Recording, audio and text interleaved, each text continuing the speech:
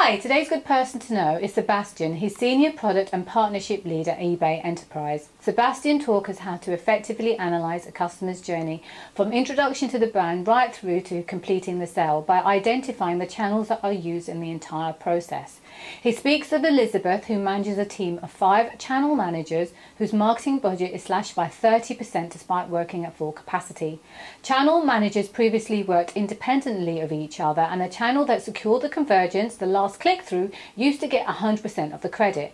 But the other channel managers also contributed in the transaction process and weren't given any credit for their involvement at all. Elizabeth needed to identify the channels that were contributing the highest in return on investment and needed to understand the role social, affiliate, display and paid search played in the transaction process.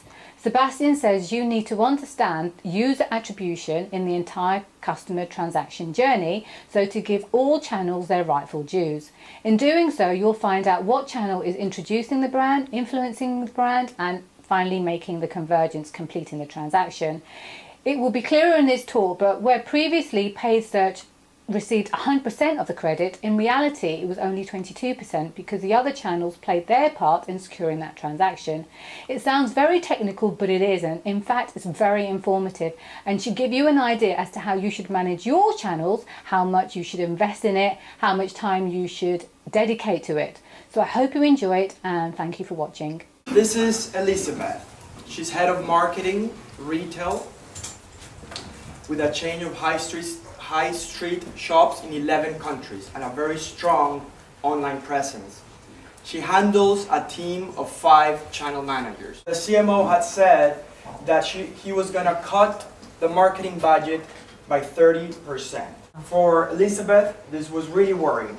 For years, Elizabeth was used to measuring channels in silos. So measuring how search engine optimization works, measuring the results of that, how the social channel was interacting, measuring the result of that. Times had changed, and this was more how Elizabeth customers looked now.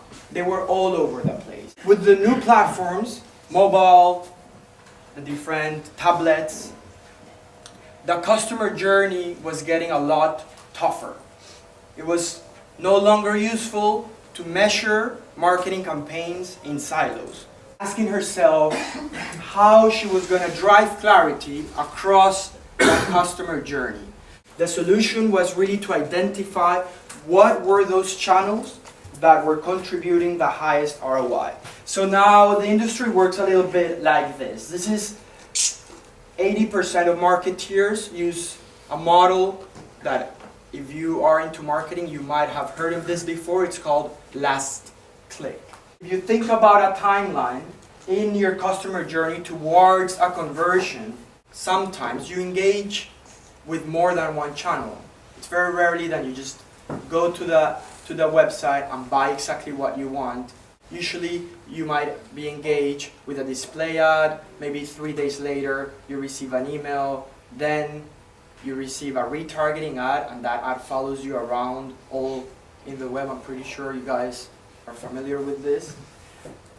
So in a journey that started in day 1 and ends in day 8, which is a typical journey in the retail industry, but for other industries it might span back to 1 month. Last click model, where the last channel before the purchase gets the whole credit for that conversion. The social manager wasn't happy. The affiliates manager wasn't happy. They were also contributing to that purchase, as we saw before, but they had no credit for it. So what happens? Understanding that across that customer journey, we have to shift from looking from the last click into really analyzing what happens in that whole journey. For example, paid search matters more for new customers. And understanding what channels work best with what strategies is part of having an attributed view, an advanced attributed view on your marketing mix. Customer first engage with your brand, and it might be that if you're rating engagement in terms of signups or comments or coming back to your website, you really want to understand what are the most appropriate channels for doing that. First step to doing that is really organizing how that timeline looks like. Then understanding what channel is introducing your brand, because if a channel is introducing your brand, your marketing strategy should be different than if that channel is closing your brand. If a channel is influencing your brand, the messaging is different.